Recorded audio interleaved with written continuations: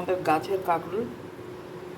এটা কিন্তু যে বড় জাতের কাঁকরোলটা হয় সেই কাঁকরোলের তরকারি আজকে রান্না হবে চিংড়ি মাছ দিয়ে। সঙ্গে থাকুন।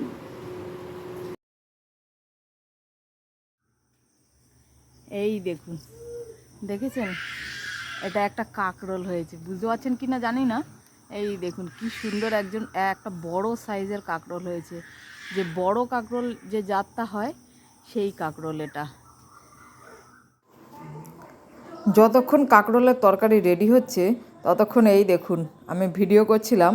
আমাদের গাছের কাঁকরোলে সব টিয়া পাখি পাকা কাঁকরোলগুলো খেতে এসছে, কি সুন্দর লাগছে।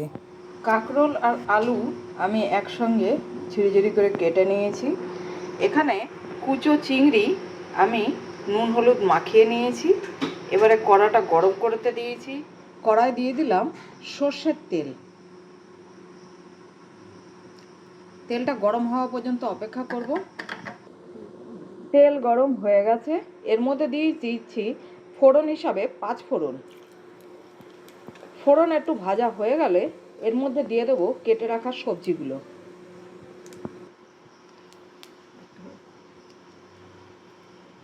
দিয়ে দিলাম এর মধ্যে কেটে রাখা আলুগুলোকে। আলুগুলো একটু সামান্য ভাজা হয়ে যাক। আলুগুলো সামান্য ভাজা হয়ে গেলে এর মধ্যে দেব কেটে রাখা কাঁকরোলগুলো। এবারে দিয়ে দিচ্ছি কেটে রাখা কাঁকরোলগুলো।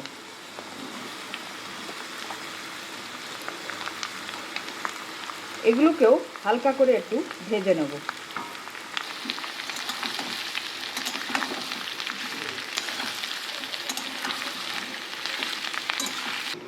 এই দেখুন কাঁকরোল আর আলুটা আমার খুব ভালোভাবে ভাজা হয়ে গেছে। এবার এর মধ্যে আমি চিংড়ি মাছগুলো দিয়ে দেব। তাও দিয়ে দিলাম পরিমাণ মতন নুন।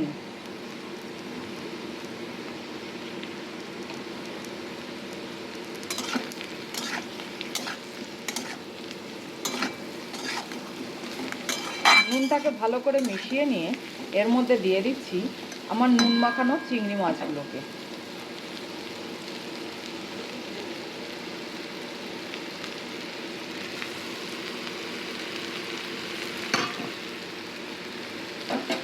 চিংড়ি মাছ দিয়ে কাঁকরোল কিন্তু দারুণ একটা সুস্বাদু পদ। একবার বানিয়ে চেষ্টা করে দেখুন।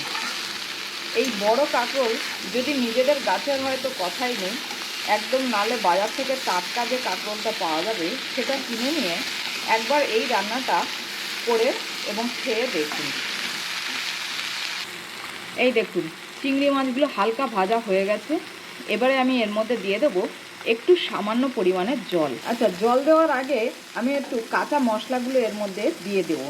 হলুদ, লঙ্কার গুঁড়ো আর একটু ধনে জিরে একসঙ্গে বাটা, এগুলোকে আমি দিয়ে দিলাম। পরিমাণ মতন এটা দিলাম, যে যেরকম ঝাল খাবেন সেরকম দেবেন।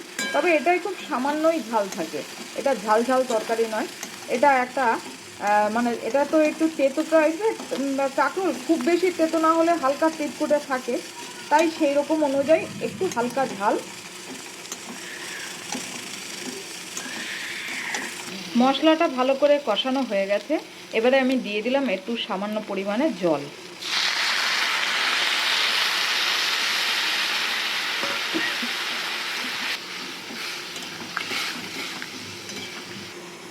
এই দেখুন যে জলটা দিয়েছিলাম জলটা পুরোই একদম শুকিয়ে গেছে এবং তরকারিটাও আলুগুলো সেদ্ধ হয়ে গেছে, তরকারিটাও একদম খুব সুন্দর হয়েছে।